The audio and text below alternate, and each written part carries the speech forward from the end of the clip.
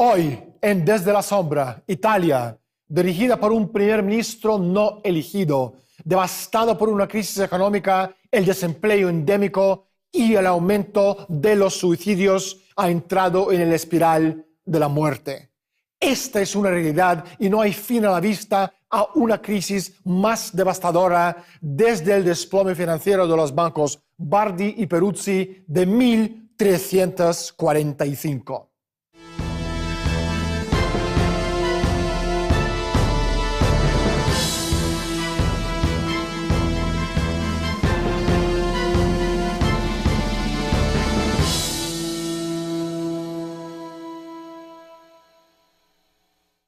La terapia de equilibrio presupuestario del primer ministro Mario Monti ha provocado una peligrosa recesión industrial y un colapso del mercado interior. La gravísima crisis económica ha desencadenado una crisis social que dará lugar a un terremoto político en las próximas elecciones generales en la primavera 2013. El partido populista de cómico Beppe Grillo hizo una apuesta segura para convertirse en el mayor grupo parlamentario, pero no va a poder gobernar en solitario. Sin el apoyo político, Grillo e Italia se enfrentan al abismo de la anarquía. ¿Quién manda? ¿Quién controla a los que son aparentemente al mando? ¿Quién es Mario Monti? ¿Quién lo puso en la posición del poder? ¿Cuáles son los planes de la oligarquía financiera para Italia? En un minuto estaremos con Claudio Celani, un economista y experto de geopolítica, pero primero salimos a la calle y preguntamos a la gente su opinión sobre la crisis en Italia. ¿El presidente de Italia? ¿El presidente del Banco Europeo? El presidente de Italia. Pues italiano ¿no? Jefazo de político. Ni idea. Es de Italia. De la Comunidad Europea. Me suena, pero no sé quién es. El presidente, ¿no? ¿El socio fundador? Cuando España, un poco antes. Ni idea. Sería el año 74, 75. En el año 39. La lira, ¿no? La lira. Lira. La lira, ¿no? ¿La lira? Peseta, ¿no? La lira, la lira. La lira. Lira. El marco. Claudio, bienvenido al programa. ¿Quién es Mario Monti y si en tu opinión Monti se ha convertido en un dictador no elegido del país? Bueno, Mario Monti es una marioneta. Creo que esta es la definición más técnica de lo que es. Yo le llamo marioneta porque así es como se dice también en italiano. La oligarquía financiera europea le eligió como el hombre que liquidaría la economía italiana desde el pasado verano. Llegó al poder principalmente debido a las presiones del Banco Central Europeo. De modo que si quieres el nombre de quien designó a Mario Monti para su cargo, ese es Mario Draghi. Mario Monti es un excomisario europeo de Mercado Interior, Servicios Financieros y Fiscalidad, y también el comisario europeo de Competencia. Además, es miembro de pleno derecho del Grupo Bilderberg, una organización extremadamente privada. Su papel dentro de Bilderberg es muy importante para entender el mecanismo de Monti como primer ministro italiano. Bilderberg no es una sociedad secreta, sino más bien una realidad conspirativa. Fue un elemento muy importante de las estructuras oligárquicas durante la época de la Guerra Fría. Y eso, en sí mismo, es un factor vital porque se trataba de un vehículo mediante el cual los intereses privados financieros oligárquicos fueron capaces de imponer sus políticas a lo que son nominalmente los gobiernos soberanos. La idea tras cada encuentro Bilderberg es la creación de lo que ellos mismos llaman la aristocracia del propósito entre élites europeos y norteamericanas con vistas a gestionar el planeta Tierra de la mejor forma posible. En otras palabras, la creación de una red global de cárteles gigantescos, más poderosos que cualquier nación, cualquier gobierno de la Tierra, destinados a controlar las necesidades vitales del resto de la humanidad. Y Monti es el producto, la criatura de esta telaraña virtual de intereses financieros, políticos, económicos e industriales entrelazados alrededor de su núcleo, el modelo fondi ultramontano veneciano. Mario Monti llegó a convertirse en el primer ministro después de un golpe silencioso en Italia. Claudio, ¿quién está detrás de este golpe? Hay que entender que los oligarcas europeos, los bancos centrales europeos, el actual sistema de bancos centrales europeos está dirigido por el Banco Central Europeo. Pero la clase política que ha estado todo el tiempo apoyando todo esto se enfrenta a la peor crisis económica que hayamos visto nunca, con los mismos métodos que se utilizaron ya en Europa en los años 1930, provocando el acceso de Hitler y de Mussolini al poder. Así que por una parte están llevando a cabo una política hiperinflacionista que no es más que un rescate financiero de una cantidad gigantesca de deuda impagable para salvar a los bancos. Y por otra parte están aplicando una austeridad criminal, semejante en sus políticas a las aplicadas en Alemania por el canciller Heinrich Brüning, que le abrieron las puertas a Hitler. Para ello, sus obstáculos principales son los gobiernos electos, la democracia representativa, los parlamentos. Por eso pusieron en el poder a Mario Monti para llevar a cabo estas políticas y suprimir la democracia parlamentaria. Claudio, ¿cuáles son los objetivos de los conspiradores? Ellos tienen sus planes y sus objetivos. Si serán capaces de cumplirlos es otra cuestión. Probablemente el 90% de los participantes en este juego ignoran lo que está haciendo. Pero en la cima, cuando hablo de la oligarquía europea, hablo de un muy antiguo sistema de poder debilitado por el sistema de las naciones-estado y de la democracia constitucional, pero nunca desaparecido. Están más fuertes que antes. Están llevando a cabo una política de poder hegemónico a nivel mundial, podríamos decir. Quieren instalar un gobierno mundial, como un imperio, con la diferencia que no tendrá el aspecto de los antiguos imperios. No habrá una nación dominadora, como por ejemplo en el Imperio Británico. Pero habrá un imperio dominado y gobernado por los intereses privados, por los intereses financieros privados. Es lo que tú llamas el imperio invisible. Su objetivo es controlar los recursos naturales y matar a amplios sectores de la población mundial, porque quieren quedarse ellos con todos los recursos. Por tanto, pretenden eliminar a una gran parte de la población mundial en la medida en que ésta amenaza su dominio sobre estos recursos mundiales. Ojo, no se trata de un gobierno mundial o un nuevo orden mundial, como mucha gente cree equivocadamente. Más bien, la ideología es de una empresa mundial S.A.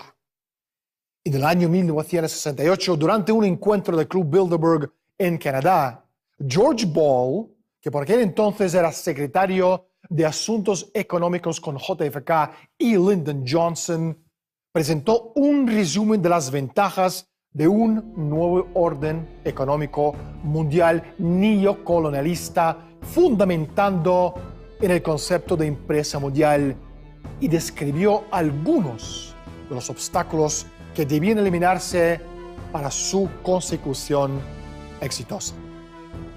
Según Ball, El primer y más importante aspecto que tenía que eliminarse era la arcaica estructura política del Estado-nación.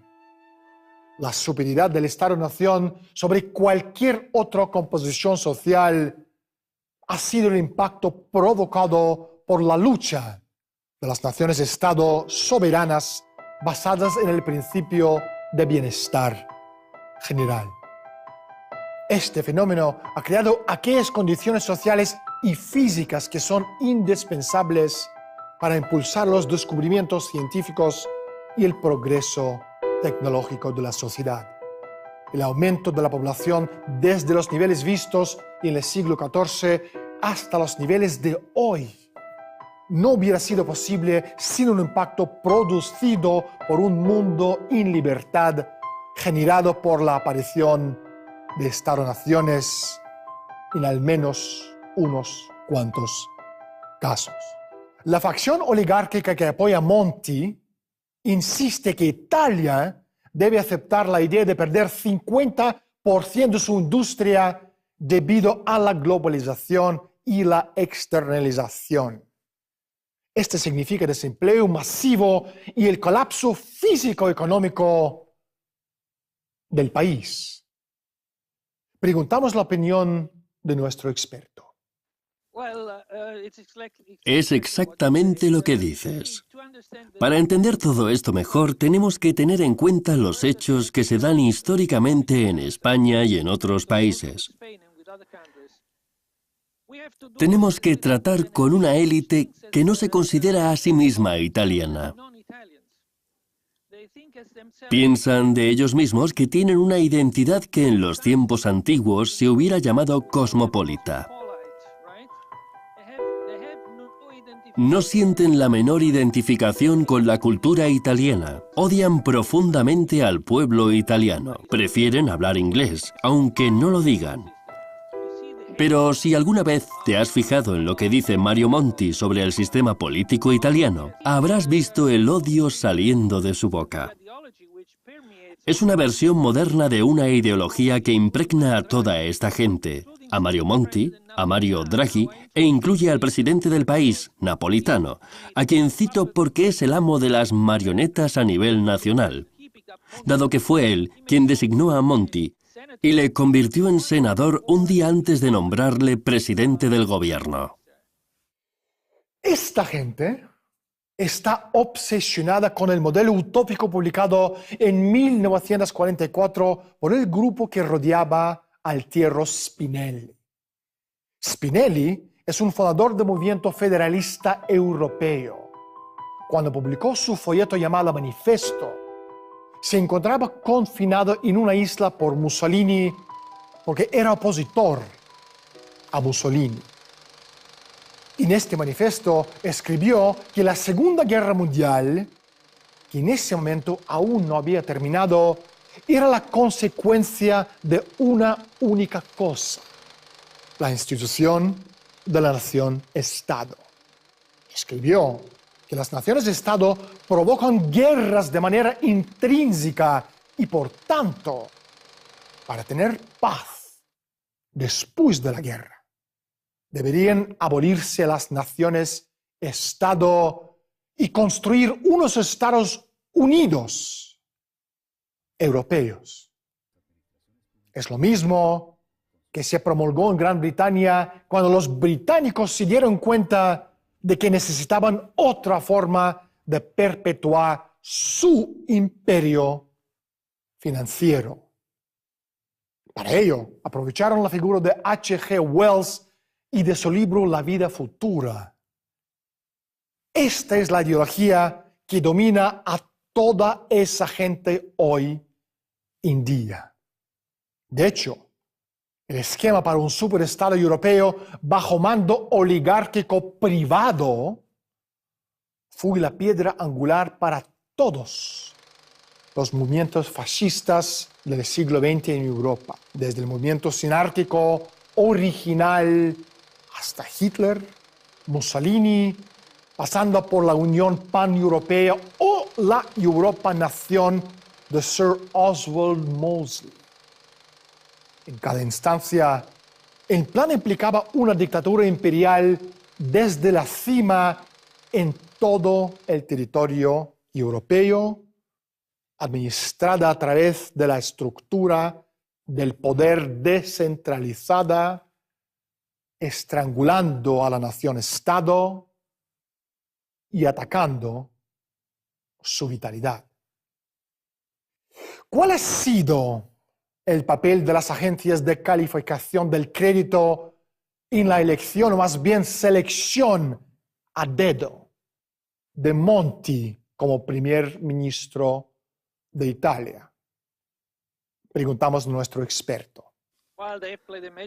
Han jugado un papel principal, naturalmente. Moody ha actuado de una manera muy política, muy oportuna. Moody ha degradado la deuda italiana en fases políticas clave de la historia italiana. Esto se remonta a 1992, cuando empezó todo. En 1992, Italia formaba parte del sistema monetario europeo y seguía teniendo soberanía monetaria. Hubo una lucha política en Italia en el sentido de si debía unirse al euro definitivamente o mantenerse al margen como Gran Bretaña. Elegimos lo mismo que Gran Bretaña, quedarnos dentro con posibilidades de salir. Mientras se desarrollaba esta lucha, se utilizó a Moody para enriquecer a los especuladores italianos, de modo que Moody degradó la deuda italiana. Luego, en el verano de 1992, se lanzó una operación especulativa masiva por parte de George Soros contra la moneda italiana y también contra la libra esterlina. Fue un programa político destinado a que Italia aceptara el euro para obligar a Italia a unirse al euro, y visto desde el punto de vista europeo, hay que darse cuenta de que la entrada de Italia en el euro era una condición necesaria para convencer también a Alemania. El euro fue un complot geopolítico para frenar el desarrollo alemán y frenar la cooperación alemana con los países del este y Rusia. Ahora, como un punto aparte, los organismos como Moody's, Fitch y Standard & Poor's son empresas privadas al servicio de la oligarquía financiera internacional. No son ni han sido nunca organizaciones independientes. Los fallos de las agencias de calificación crediticia fueron elementos esenciales que llevaron a Italia a una destrucción financiera sin precedentes. Los valores relacionados con hipotecas en el corazón de la crisis no podrían haber sido comercializados y vendidos sin el sello de aprobación de las agencias de calificación de crédito. Otra persona clave en nuestra historia es Mario Draghi, presidente del Banco Central Europeo. Según tú, Claudio, ¿Draghi está llevando a cabo la lirización de euro o más bien es un agente del Imperio Británico? Mario Draghi era un don nadie, que había hecho una oscura carrera en Italia. Pero su auténtico poder empezó en 1992 cuando le nombraron director general del Tesoro. Como miembro del gobierno, participó en la famosa reunión que has mencionado, el 2 de junio de 1992, a bordo del yate real inglés el Britannia. Esta reunión fue organizada por los inversores británicos, es decir, los de la City de Londres, para decirles a los italianos cómo tenían que privatizar sus gigantescas industrias públicas. En ese momento, casi el 50% de la economía italiana formaba parte del sector público. En parte era una industria muy buena, muy productiva, y en parte no tanto. El sector tenía una deuda gigantesca, pero esta deuda podía gestionarse. En aquella reunión a bordo del Britannia, Draghi, junto con los banqueros de la City londinense y otros directivos italianos, discutieron cómo privatizar la industria italiana, cómo crear un mercado financiero en Italia mediante las privatizaciones. Es decir, se venden las empresas, se venden las acciones y por tanto la bolsa en Italia crece debido a esta demanda de capital. Ahora bien, ¿de dónde saldría el dinero? Parte vino del extranjero. La City de Londres jugó un papel principal en esto porque compró muchas de estas empresas públicas italianas. Y después, a las familias italianas se les dijo que no compraran más deuda, sino que compraran estas acciones porque reportaban un mayor interés. Y esto es lo que hicieron, a consecuencia de lo cual la deuda italiana creció y de nacional pasó a ser internacional. Las familias italianas jugaron a la bolsa y así se formó la burbuja de Internet que al final acabó estallando. A consecuencia de lo cual las familias italianas perdieron algo así como 200.000 millones en total en esta crisis. Todo esto fue planeado por Draghi, por el primer ministro de la época Ciampi y por Romano Prodi, por entonces presidente del IRI, el mayor holding público. Discúlpame, Claudio, por favor, sigue. Así es como empezó la carrera de Mario Draghi. Después de esa reunión le nombraron presidente del Comité para las Privatizaciones y en este cargo supervisó todas las privatizaciones durante 10 años. Después de aquello, entró a trabajar para Goldman Sachs. Después de 2 años en Goldman Sachs, le llamaron del Banco Central Italiano. Siendo él presidente del Banco de Italia, Sarkozy vino a Italia, se reunió con Berlusconi y de esta reunión salió la noticia de que Mario Draghi era el principal candidato de ambos para ser presidente del Banco Central Europeo. Claudio, una última pregunta.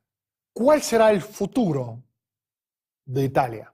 Como he dicho, Italia no tiene futuro si se mantiene en el euro, pero podría jugar un papel muy importante si se saliera del euro o incluso si se pusiera a la cabeza de otros países que desean hacer lo mismo. También en relación con programas de desarrollo, no solo de su economía, sino de toda la economía mediterránea y de la zona del norte de África.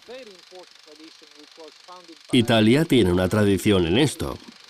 Una importante tradición fundada por uno de sus grandes economistas de la posguerra, Enrico Mattei. Mattei fue el fundador de la industria petrolera italiana y aplicó una política para el desarrollo de los países del tercer mundo, ayudándoles a salir de su esclavitud colonial, del sistema colonial. De modo que Italia tiene una buena tradición en esto. Tiene una capacidad industrial de primera fila, lo que significa no solo inversiones de capital, sino capital financiero. Es decir, si Italia se sale del euro, tendrá la posibilidad de utilizar su propio potencial para crear un sistema crediticio que financie inversiones en Italia meridional, y que abra una brecha de desarrollo en África del Norte y el Mediterráneo. No hay tiempo para más. Muchísimas gracias por estar con nosotros. El extremismo influente en Italia es cada vez más a la vista, más politizada, más rancio y descarado, en particular en torno a la política interior. Esta transformación es tanto cultural como política, o más bien es invariablemente a la vez. Este extremismo ya no es simplemente una subcultura. Se encuentra firmemente instalado y arraigado como la fuerza dominante en la vida italiana.